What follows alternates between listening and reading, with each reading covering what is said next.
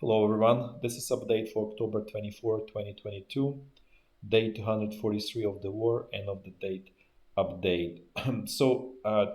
Today there are actually mm, there are movements on the front line and specifically on the North Lugansk here. So I'll discuss those once we get there. But before we go to before we discuss um, military situation, let's actually discuss a little bit strategic situation, and sort of like kind of like large movements. So first one is price for natural gas in Europe fell under $1,000 per thousand cubic meters. That's it. This is in a long while. The price went down below 1,000 in a long while. So this is first time. This is I cannot say this is positive development by itself because you can spin it as a positive development, but really what's happening is the LNG bridge is working from the US, so there is supply of um, of natural gas through LNG, but it's clearly not enough. Just to understand the magnitude of how much sort of lost is European market is 400 billion cubic meters per year, plus minus, and then Russia was up to 200 billion cubic meters, so up to half, right? Depending also on the year. So you lost nearly half of the market. Obviously, LNG cannot sort of plug the hole. It plugged somewhat, but the reason sort of why the demand and supply are getting sort of more, well, I wouldn't even say imbalance, but why the prices are going down is because surge in natural gas prices created a lot of damage to the economy and industrial production in Europe, right? So it basically killed a lot of producers, and so as a result, demand dropped down significantly, right? And now you still have this LNG bridge, which probably will be slowly increasing. So there is still supply, so it starts to the prices start to go down. They may go down somewhat more, like probably like even to 800 or so, and who knows, could be even a little bit lower. But eventually, demand start to sort of kind of like pick up again. So increase, by what I mean by that, increasing, and that will put probably a floor on the prices. And unless there is some, worldwide economic crisis, the prices probably will not go much below 500 or maybe not even below 600. So, but there's still, huge improvement for situation in Europe. I'm not saying things are great or that just not by any means. They're, let's say, horrific. There is another somewhat positive news is that Azerbaijan wants to supply natural gas to Europe, but it's kind of like small amount. I think it's up to 20 billion cubic meters, right? So it's uh, at most 10% of what Russia was supplying, right? And probably the amount will be even lower. But slowly, as you can see, the how to say market and economy slowly sort of resolving the situation. As energy production is very sort of long lead time industry, right? You cannot just turn on, uh, you know, uh, how yeah, natural gas rig or turn it off immediately, right? So you need to drill, you need to do all of the processes, put the rig there, put the infrastructure to take it off. So it's always very lengthy process, just time wise. You cannot just increase production like a light switch. So it takes a while, and eventually, natural sort of forces of the economy will work it out, unless there is obviously all of the politicians and all of the regulators decide to kind of throw a wrench into that situation. So this is what's going on with Europe related to another sort of energy topic. Russia remains top two supplier of crude oil to China, right behind Saudi Arabia, ahead of Iraq. So as you can see, Russia keeps strong position, and it's discussed obviously that they are essentially allies. So the things will sort of remain that way.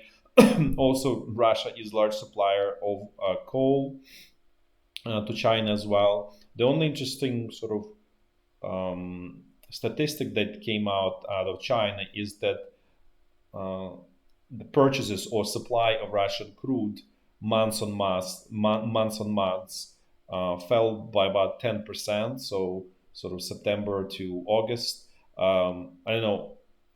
That looks more like some weakness in the Chinese economy than anything, but don't have enough information to sort of make sort of more conclusions about it. But that looks quite, very significant. It's not just because that's sort of saying like not normal. That's what I mean by that. So then another topic is let's switch a little bit to politics, and I probably will get a lot of sort of hate comments again. But let's switch to U.S. politics, and what happens there in the U.S. is that the progressives, like so that basically it's a like sort of far left wing of the Democratic Party.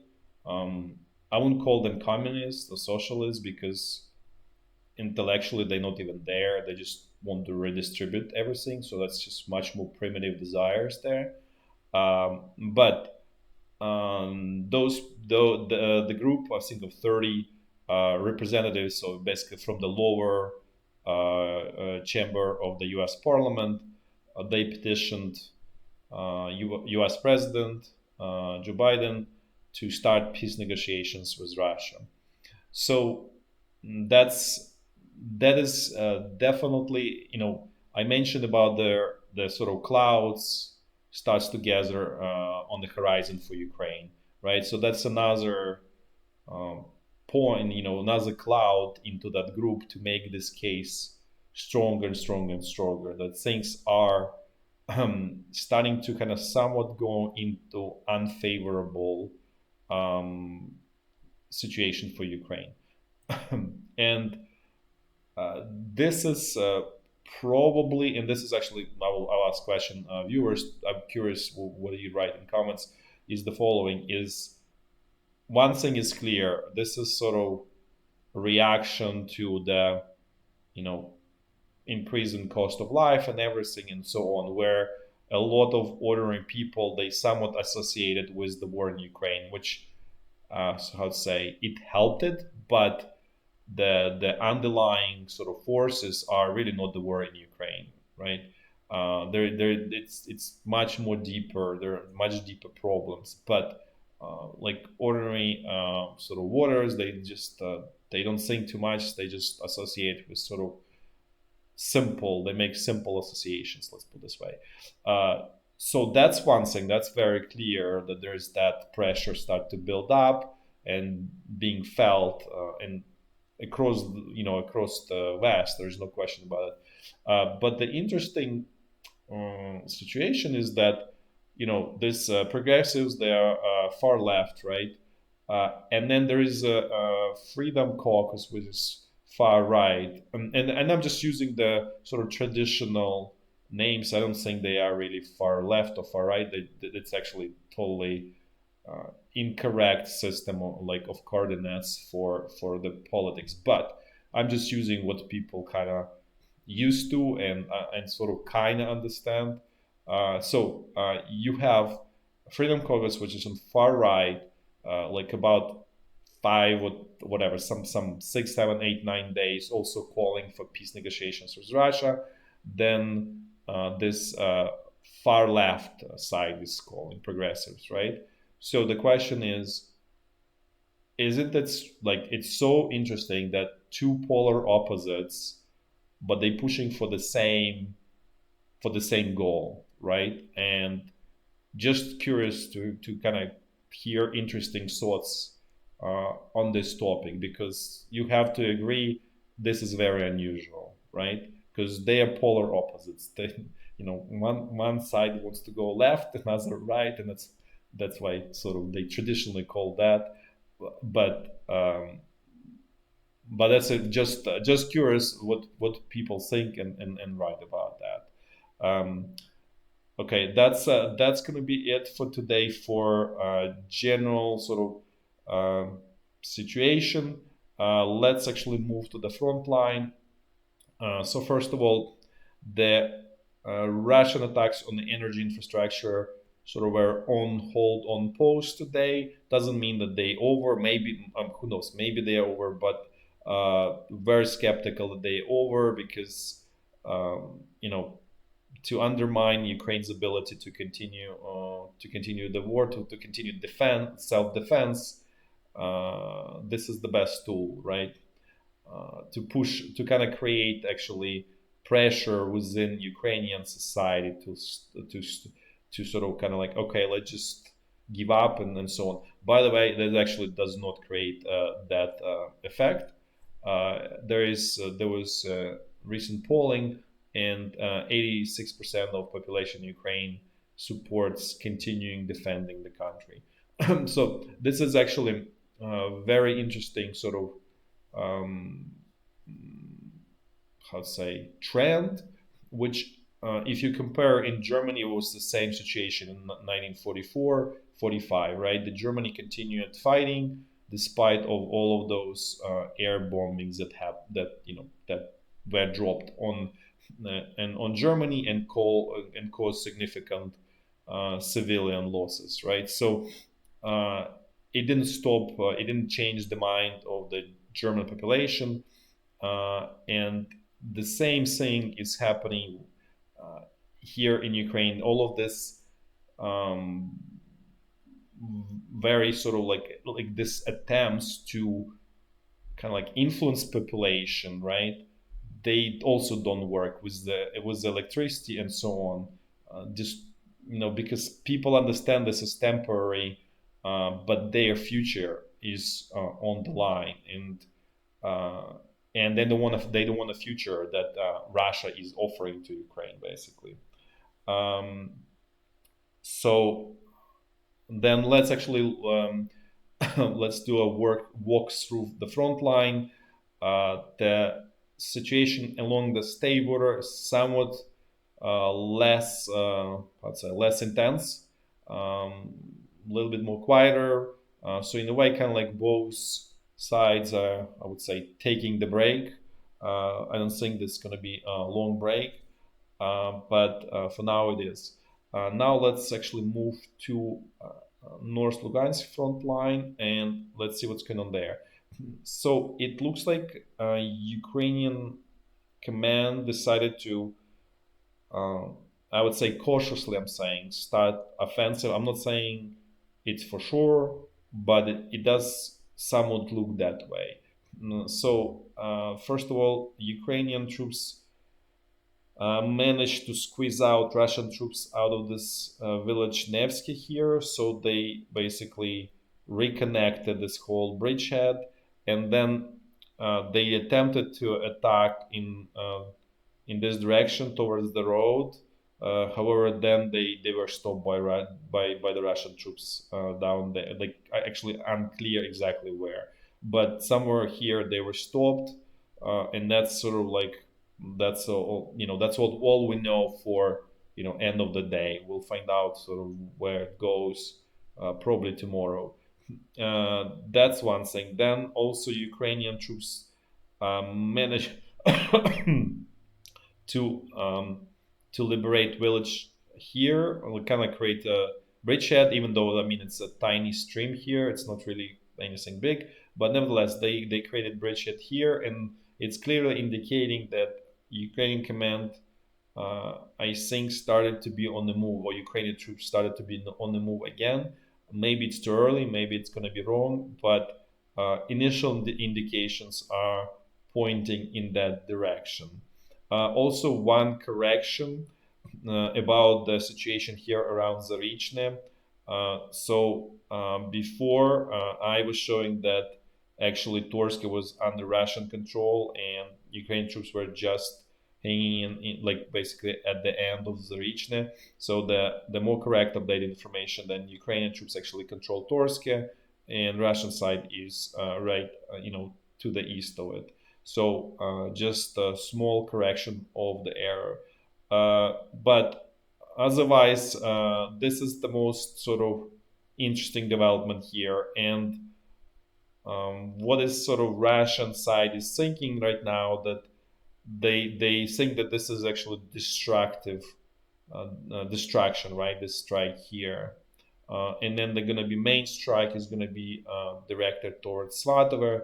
I'm not sure from where. I guess from here or from this area around Kuzemivka and so on. However, this attack is probably the best idea there is. Obviously, I don't know the terrain there to that level and all that stuff, but this is probably the best, as I said, because the point is actually to cross this river and move much deeper in the rear of the Russian troops, because that can truly create a collapse of the defending forces. First of all, here in this Kreminna, Rubizhny, Donetsk area, and collapse of this area in Luhansk. What I was saying before about that those attacks by Wagner mercenaries are, kind of like insane, futile attempts to put themselves deeper into potential pocket. So this may, if it's still not confirmation or anything, but potentially can turn into that. But remains to be seen. Maybe it will just tomorrow dies off, and it was just local attack, and here local attack. We'll see. Don't want to jump too far yet. Now let's move to North Donbass front line, and things here are essentially the same, right? So Wagner mercenaries attacking, they trying to capture Soledar, Bakhmut. They attacking this from this springboard south of Bakhmut, and so far they were not successful. But as I said many times, eventually they will be successful. Now let's move to central Donbass front line. Things here also, identical. There's almost no change from yesterday. Russian troops trying to continue push from this Piski salient towards northwest, a little bit north, kind of like trying to build it out. And then all attacks in Marinka, but this is the most insane in terms of like it just like knocking your head against the wall essentially for the Russian side. And then also sort of another attack here, really somewhat unclear about the goal of this one. But things are essentially the same, nothing meaningful here.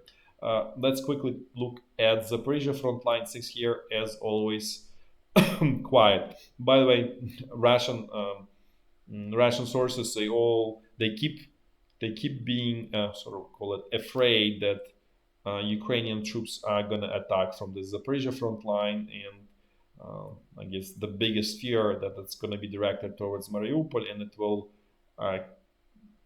cut off this land bridge to Crimea, and because the actual bridge is also severely damaged, so this is going to create it actually can potentially create horrific situation for all of this Russian troops and Russian resources trapped here in the southern Ukraine and in Crimea. So this is obviously actually would be really daring and excellent idea. I don't think Ukrainian troops have skills to do that, and there is enough sort of resources to do that. So it's very skeptical that that's going to happen. Now let's move. Let's finish with Kherson bridgehead, and things here are quiet. So I think the plan of the Ukrainian command is continue attacking, continue cutting off oxygen for the Russian troops on the bridgehead itself.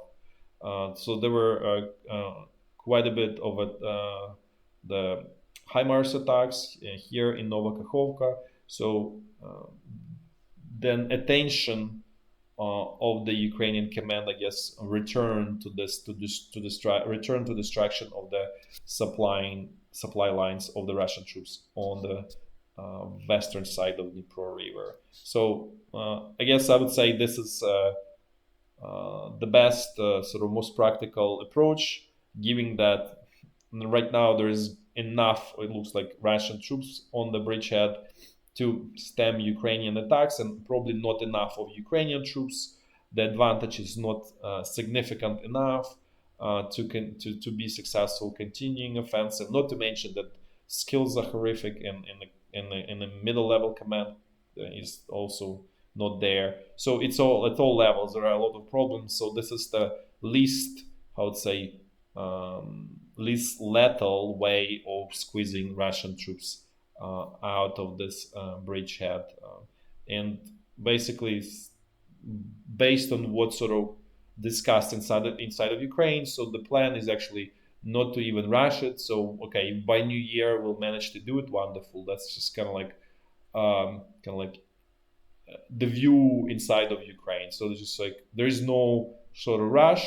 And as I said, it's gonna be death. It looks like it's gonna be death by thousand cuts. Okay, thanks for watching, and until tomorrow. Bye bye.